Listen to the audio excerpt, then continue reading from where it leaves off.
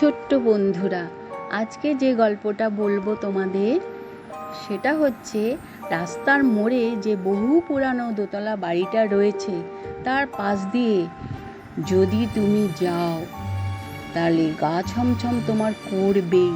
সে তুমি যত বড় সাহসী হও না। বাড়িটার দেয়াল বেয়ে বড় বড় অশ্বত্থ গাছ, বট গাছ গজিয়েছে, পাঁচিল বিভিন্ন জায়গায় ভেঙে গেছে, খুব বড় ইদারা আছে ভেতরে, গাছগাছালি ঢাকা একটা।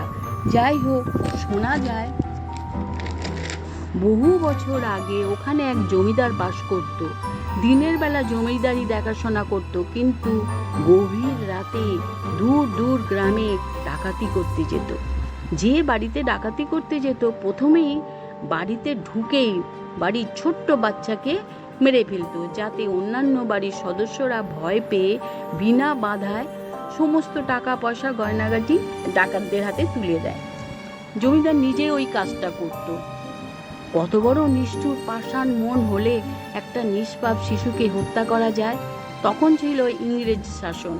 ডাকাতি করার সময় ইংরেজরা জমিদারকে হাতে নাতে ধরে ফেলে ফাঁসি দিয়ে দেয়। সেদিন সন্ধে হয় এরকম সময়ে বাড়িটার চারপাশ বেশি যেন ভয়াবহ নিস্তব্ধতা বিরাজ করছিল। কিছুক্ষণ আগে বৃষ্টি হয়ে গেছে, নীল আকাশ পরিষ্কার, টুকরো টুকরো সাদা মেঘ ভেসে যাচ্ছে। প্রকৃতি জানান দিচ্ছে কিছু যেন একটা ভয়ঙ্কর ঘটনা ঘটবে। বারবার চোখ ওই বাড়িটার দিকে চলে যাচ্ছে।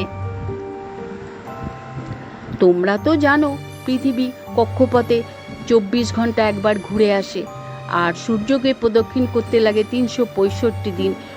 এই যে পৃথিবীর ঘূর্ণয়ন, এর ফলে অন্যান্য গ্রহদের সাথে যোগাযোগ ঘটে, মানে যোগাযোগটা যে ঘটে তার মধ্যে কখনো কখনো শুভ যোগ তৈরি হয়, কখনো অশুভ যোগ তৈরি হয়।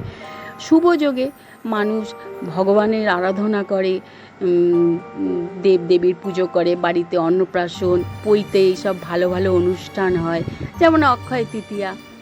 আবার অশুভ যোগে প্রেতাত্মারা বিশ্ব ব্রহ্মাণ্ড থেকে শক্তি সঞ্চয় করে তারা এই পৃথিবীতে ঘোরাফেরা করে, বিচরণ করে। সেদিন একটা বিশাল বড় কালো মেঘ দ্রুত গতিতে অন্যান্য মেঘকে পাশ কাটিয়ে সাঁই সাঁই করে ওই ভুতুড়ে বাড়িটার কাছে এসে থামলো। তারপর বিশাল আকৃতির মানুষের রূপ নিল। মাথায় ঝাঁকড়া চুল, মিশমিশে কালো, লাল জবা ফুলের মতো চোখ দুটো, হাতে স্টিলের বালা, গলায় মোটা চেন, লাল একটা ধুতি মালকোচ মেরে পড়ে আছে। বাড়িটার পাশেই ছিল একটা খেলার মাঠ।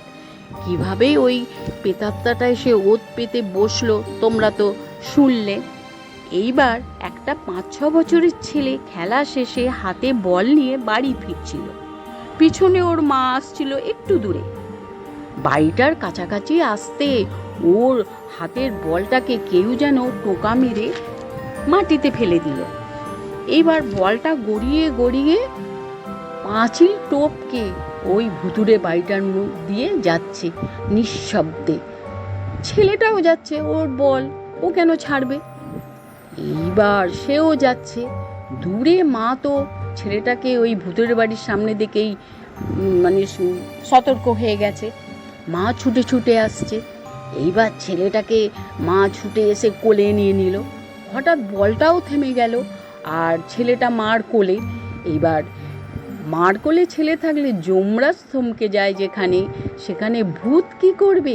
সেদিন যদি ওর মা ঠিক সময়ে না এসে পৌঁছাতো, ওই ইঁদারায় ওই বাচ্চাটা পড়ে যেত এবং মারা যেত। তাই